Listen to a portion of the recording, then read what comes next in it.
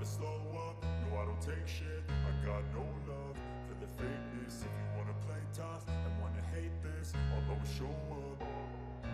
I don't ever slow up, no I don't take shit. I got no love for the fakeness. If you wanna play tough and wanna hate this, I'll always show up and make a statement. I don't ever slow up, no I don't take shit. I got no love for the fakeness. If you wanna play tough and wanna hate this, I'll always show up and make a statement.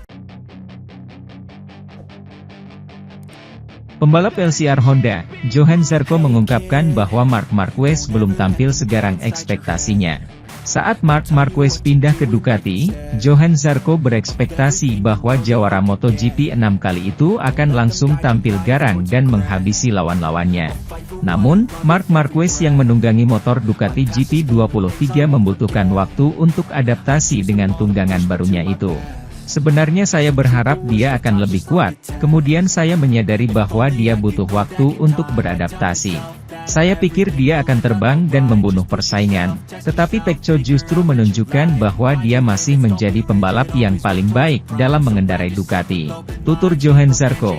Marquez sempat menuturkan bahwa motor Ducati membutuhkan gaya balap yang berbeda dengan Honda. Karena itu, ia membutuhkan waktu untuk mengubah gaya balap dan kebiasaan yang sudah diterapkannya selama bertahun-tahun di tim sebelumnya. Terlepas dari itu, proses adaptasi Marc Marquez dengan Ducati itu rupanya memberikan motivasi bagi Zarco. Pembalap yang juga berpindah dari Pramac ke Honda itu jadi lebih percaya diri bahwa semuanya memang perlu waktu adaptasi. Ia juga sadar bahwa setiap motor memiliki beberapa hal yang harus dipahami lebih dulu oleh para penunggangnya. Melihat Marc memiliki kebutuhan untuk beradaptasi membuat saya percaya diri. Karena ketika saya mengatakan saya harus beradaptasi dengan sesuatu, saya melihat bahwa pembalap terkuat pun harus melakukannya. Bahkan jika dia melakukannya lebih cepat dari saya.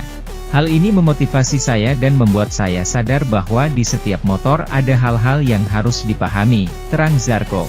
Motor Honda tunggangan Zarco memang masih membutuhkan banyak pengembangan untuk bisa tampil kompetitif. Tapi, hal itu tak menghentikan niat Zarco untuk membantu Honda menjadi lebih baik.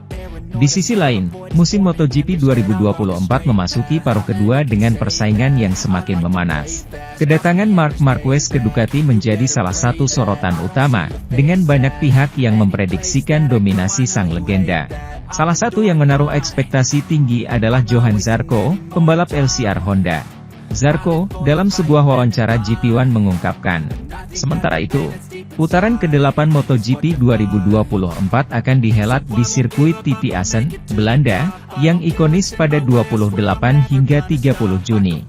Assen merupakan satu-satunya sirkuit yang tidak pernah absen menggelar Grand Prix setiap tahunnya, sejak lahirnya kejuaraan dunia MotoGP pada 1949 hingga 2019. Sebelum pada 2020 harus dibatalkan karena pandemi. Pada akhir pekan nanti akan menandai MotoGP Belanda ke-75 kali di Assen. Sirkuit tersebut khusus dibangun untuk MotoGP Belanda pada 1955, dan sebelumnya event tersebut diadakan di jalan umum. Karakteristik lintasannya sempit, dengan perubahan arah yang cepat, dan seluruhnya dikelilingi oleh tepian rumput dan tribun penonton. Hal itu memberikan pemandangan luar biasa bagi ratusan ribu penonton, yang tertarik pada ajang paling bergengsi di kancah motorsport Belanda itu setiap tahunnya. Bagi pembalap, Assen juga terkenal dengan suasananya yang meriah dan mewah. Pada 1999 sirkuit Assen dimodifikasi dengan tribun baru, menara kendali, pusat media, dan box yang direnovasi. Modifikasi pada sirkuit Assen selama musim dingin 2005 mengakibatkan panjang lintasan terpanjang di kejuaraan tersebut dipotong dari 6 km menjadi 4,555 km. Sirkuit TT Assen memiliki panjang lintasan 4,54 km. Jarak balapan 118,09 km, 26 lap.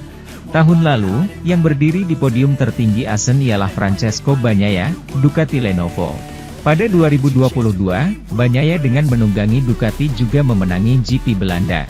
Sementara itu, para pembalap yang paling sukses di Assen antara lain Angel Nieto, 15 kemenangan, Giacomo Agostini, 14 kemenangan, Valentino Rossi, 10 kemenangan, Mike Hailworth, dan Jim Redman, 9 kemenangan.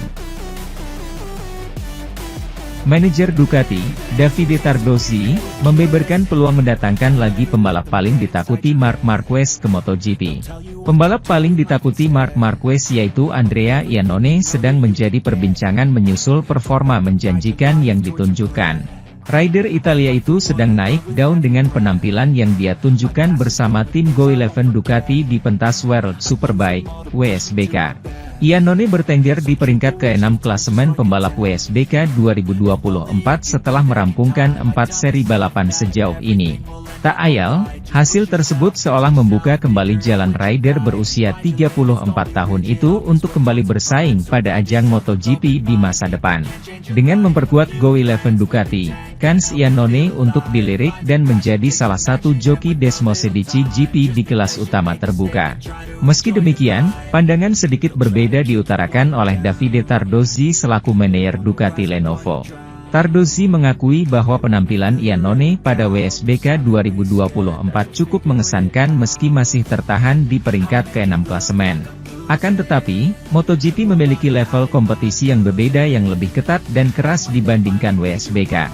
Peluang kembali Iannone semakin tidak realistis mengingat banyak perubahan yang sudah terjadi pada saat ini baik dari sisi regulasi hingga teknis.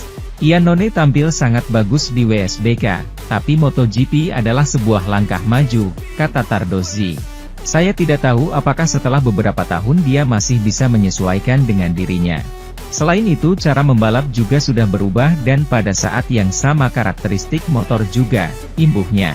Memiliki rider seperti Iannone merupakan hal tersendiri mengingat dia merupakan pembalap satu-satunya yang ditakuti Marc Marquez. Baby Alien yang musim depan akan naik ke tim pabrikan Ducati dari Gresini Racing sempat dibuat ciut melawan Iannone di kelas Moto2. Iannone adalah satu-satunya pembalap yang ditakuti Marc Marquez di Moto2, kata Tardozzi menjelaskan. Dan dia pantas mendapatkan respek dari seorang peraih 8 gelar juara dunia, imbuhnya. Tardozzi memastikan bahwa jika dia berada di posisi Iannone maka dia akan mencoba kembali ke MotoGP karena berpikir sebagai pembalap berbakat. Sementara itu, Alex Rins mengaku belum ada pembicaraan apapun soal kontrak barunya dengan tim pabrikan Yamaha. Padahal, rider asal Spanyol itu mengatakan dirinya masih berambisi untuk bersaing di kelas utama MotoGP. Setelah semusim bersama LCR Honda, Rins pindah ke tim pabrikan Yamaha pada MotoGP 2024. Namun sayang, perjalanannya tak berjalan mulus sejauh ini. Hingga 7 seri MotoGP 2024 berjalan, motor M1 2024 milik Yamaha tak kunjung menunjukkan tajinya. Di sisi lain, Rins juga belum menemukan performa terbaiknya lagi sehingga tercecer di urutan 21 klasemen sementara dengan raihan 8 poin saja.